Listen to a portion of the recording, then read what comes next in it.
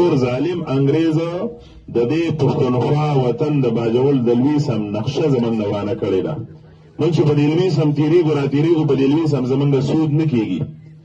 زمونږ زړه پې اوبه نه څکي چې یاره دا لوی سم څنګه لوی سم و.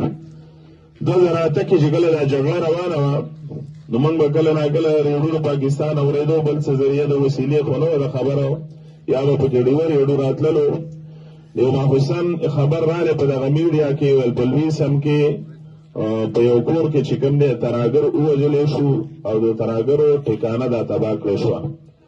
ټلیفونونه هم پوره کار نه کوو چې کله به یې موږ معلومات وکړلو نو حاجي محمد شاه صاحب به تاسو پېژنئ اوس د لوی جوړ وړاندې شکړه وړل ته ډېره ده.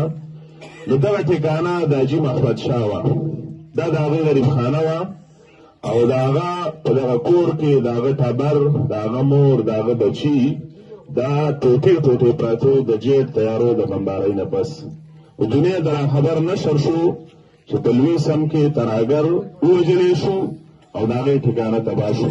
داسې دا ټول لوی سمه دا تراګرۍ په مقصد د تراګرۍ په نوم باندې چې کوم دی زموږ نه بدل کړل شو، یاد کړل شو. موږ اکثر دا خبره کوو جګړې هم راځي په وطنونو، لانجې هم راځي، اختلافات هم راځي. په واګه بارډر کې یو ورځ دماکه وشوه، ډېره غټه دماکه وشوله. نو د خلکو دا خیال و چې په واګه بارډر کې دماکه وشوه، اوس به واګه بارډر هم بندي، تجارت به هم بندي. سباله د ټول پاکستان میډیا واګه بارډر ته بوتلل شوې وه او په هغه واګه بارډر کې مثالي پریډ وشو، هغه خپې چې دی ښکته او پورته کوي. نور څه توره خو یې نه ده کړې خو ښه خپل یې ځمکې له راخلاصه که او پورته که. دا د دې تور انګریز توره ده، نوره توره دی په تاریخ کې نه ده کړې. یا توره دا چې کله منګر حصار کې په دې خاوره کې نو د ګاڼو د یخ نه بیا تېرولو را تېرولو، دا د دې توره وه. نو هغه د پښتنو متل دی که نه، هغه یو سړي وایي د پیریسه یارانه وه د پیریسه. نو پیري ورته یو ورځ وویلې چې هلکه زما سره ډېره خوږه دوستانه ده خو که چا ته د قار کېدلو نو ما ته یې وښې وه چې یو څو ډقې ولټي وباسم. بله ورځ سړي پیري ته وویل ویل دا مخامخ خصاب دی ټول عمر هډوکي را کوي پلې را کوي ویل ورشه ویل لږ پې وګرځه. پیري ورته وویل هلکه دا قصاب پیدا خو کړی دی جاندګړي نه ښه ځانې چلویلمه. نو خبره دا ده چې دې ټول عمر زموږ سره دغه ټوکه کړي. د دې توره نشته، توره یې دا ده چې په موږ رامنډه کی او منګه وغربئ، منګه ورکي، منګ لاپته کی. تاسو دا یو خبره یاد ساتئ چې موږ دا کمې د الیکشن دا فیصلې کوو که نه، دا په ظاهره د قام ته ډېرې وړې خبرې ښکاره کېږي، دا ډېرې غټې خبرې دي. لوی سم په دې بل مخ باندې نسکور شو. د لوی سم تجارتي بازار که دی په دې بل مخ کړی نه وي او دا نقشې بدل کړی نه وي نو نن به د لوی سم بازار د ښار او د راوګۍ د بازار مقابله کولې. نن به په دې خوشا سیمو کې د دوکان دپاره ځای نه میلاوېدلې.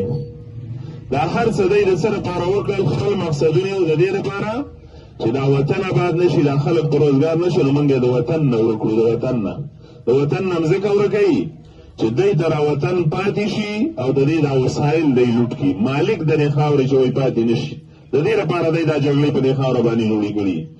زمون ستاسو ذمواري دا ده چې زمون سره ظلم هم کېږي، زیاتې هم کېږي، خو چې د قام مشرۍ ته سړی را مخې ته کېږي نو په کار دا ده چې هغه زما ستا په بدبختۍ خبره وکړي.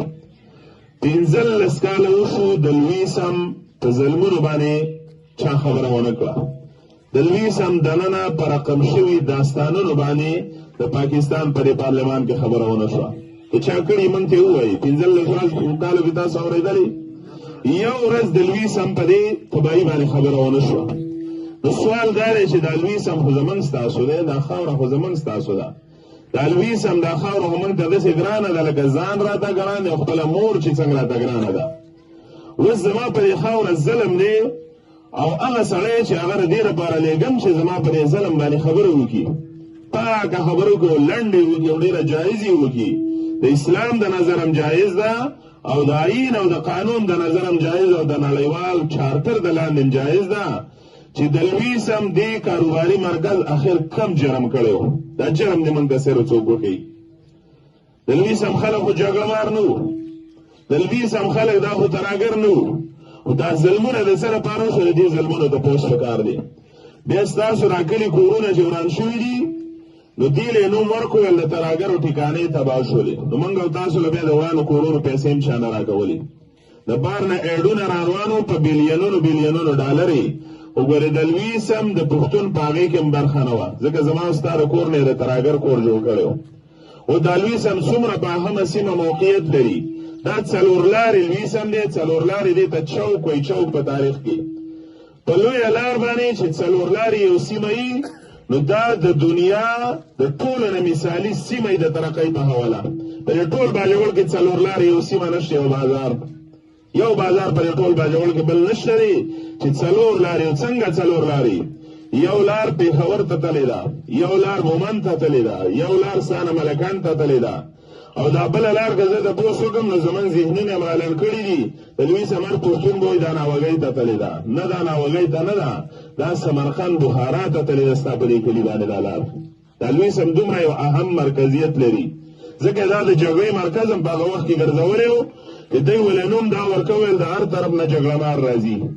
نو سوال دا دی چې موږ خو جګړه مار نه وو، که څوک جګړه مار و په کار دا دی چې د هغه سره معلومه کړې وې او د لوی سم څه ظلم شوی، د لوی سم د کلي څه ظلم شوی، د لوی سم د پښتنو مسلمانانو څه ظلم شوی، د لوی سم د بازار او کاروباري مرکز سره ظلم شوی دی.